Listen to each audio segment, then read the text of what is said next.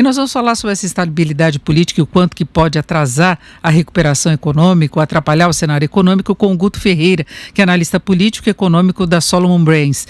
Guto, boa tarde. Boa tarde, Denise. Boa tarde a você e aos ouvintes da Jovem Pan. Bom, Guto, eu queria uma avaliação sua desse cenário político que nós estamos enfrentando, né? Nós temos alguns ensaios aí de crise política, em meio a uma crise de saúde, em meio a uma crise econômica, que é decorrência em boa parte da pandemia. Como é que você vê esse cenário? Primeiro é importante, Denise, lembrar como o governo foi eleito, né?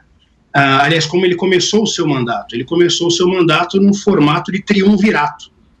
Triunvirato onde nós temos um presidente de fato e de direito, mas nós temos outros dois comandantes na estrutura ditas pelo próprio presidente da República, na parte econômica, o ministro Guedes, na parte de corrupção, combate à corrupção e à justiça e segurança pública, o ministro Moro. Obviamente que esse não é o melhor formato para liderar um governo, mas aquilo trouxe credibilidade ao presidente naquele momento, inclusive junto ao mercado financeiro, por conta do ministro Guedes. Ocorre que com a saída, como esse governo já há 1 ano e meio, ele não consegue ficar fora de geração de conflito, isso é uma particularidade da personalidade do presidente da República, isso acaba enfraquecendo um pouco. Quando você tem duas agendas muito fortes que foram o que elegeram o presidente Bolsonaro, primeiramente a agenda moral, de combate à corrupção, de combate à dita velha política, que ele tanto enfatizava, e a outra, a agenda econômica, e agora você perde o maior símbolo de uma dessas agendas, que é a agenda moral, efetivamente você tem uma crise política que aparentemente parece ser contornável pelo governo, porque o papel do governo agora é destruir a reputação do ex-ministro e ex-juiz Sérgio Moro. Então eles vão tentar colocar o ex-ministro no moedor de carne, justamente para minimizar isso, mas certamente é um abalo sísmico, não só agora no governo, como nas pretensões futuras do presidente Bolsonaro. E, obviamente, é a maior crise já enfrentada, sobretudo pela geração milênio, nascida na década de 2000, que chega agora, pela primeira vez, à sua fase adulta e, nos próximos anos, deve comandar o futuro da economia do país. É uma crise de saúde pública, de pandemia global, que tem efeitos enormes na economia e que no Brasil certamente é agravada pela questão política. E em relação a essa questão política, a gente vê o presidente meio que contrariando vários pontos dele, não apenas em relação a esses pilares, né, do governo dele, um deles, Sérgio Moro, que já deixou o governo, mas agora com essa proximidade com o Centrão, ele já fez a primeira nomeação, inclusive por indicação, né, a interferência na Polícia Federal, a gente vai ter de conferir mais à frente se vai ocorrer ou não, mas já houve a mudança no Rio de Janeiro, que era o que ele reivindicava junto ao então ministro Sérgio Moro. E mesmo assim o apoio permanece, como se as pessoas vissem tudo isso ocorrendo para que haja governabilidade e para que o presidente possa avançar na reestruturação do país, enfim, que tudo isso seria para o bem do país. Eu vejo um grande problema no Brasil. Um dos grandes problemas no Brasil é a gente passar a relativizar todos os problemas morais e éticos nesse país. Então, o que acontece nesse momento? Eu li dizendo que a montanha pariu um rato por conta do depoimento que não tem uma bomba atômica do ministro Sérgio Moro, porque no Brasil a gente tem como ato de corrupção o que acontece em larga escala, né? O que acontece no Mensalão, o que aconteceu na Petrobras, o que aconteceu em outras empresas, enfim. Se não tiver muito dinheiro envolvido, o brasileiro tende a relativizar isso para baixo.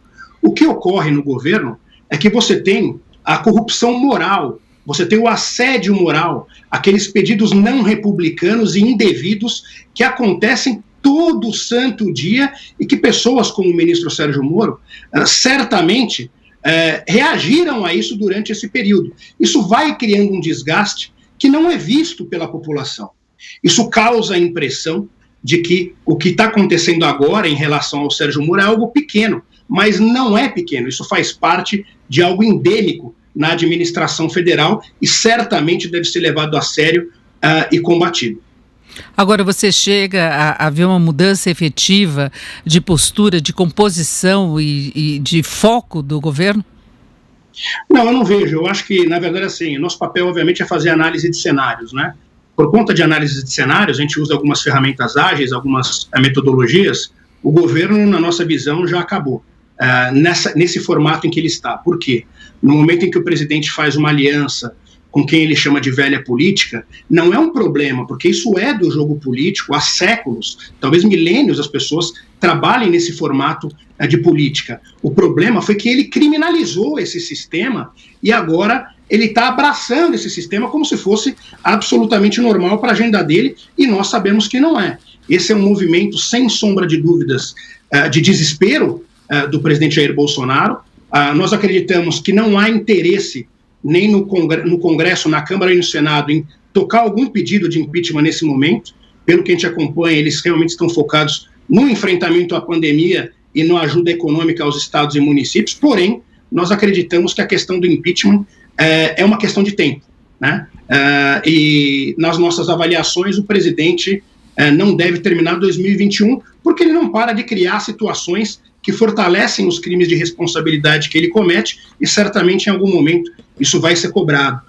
Se você pegar a avaliação do presidente, que já chegou a 67% de aprovação e hoje está na casa dos 30%, um pouco abaixo disso já inviabiliza o governo dele, sem contar os problemas econômicos que estão sendo derivantes da crise de saúde pública, e hoje nós temos no Ministério da Economia uma equipe hayekiana para uma situação que deveria ser keynesiana de enfrentamento, que por momento deveria ser de intervenção do Estado, que é a tentativa do governo agora. Até estão ocorrendo essas intervenções, mas no limite em que eles consideram que haveria ainda responsabilidade fiscal, né, que é o foco original de todo o trabalho aí de definição de política econômica. Pelo menos um dos tripés que você citou, eles continua sendo mantido, né, mesmo que tenha algumas ameaças, mas é a posição ainda da equipe econômica. E é isso, nós conversamos com o Guto Ferreira, que é analista político-econômico da Solomons Brains. Guto, muito obrigada pela sua participação aqui no Jornal Jovem Pan. Boa tarde.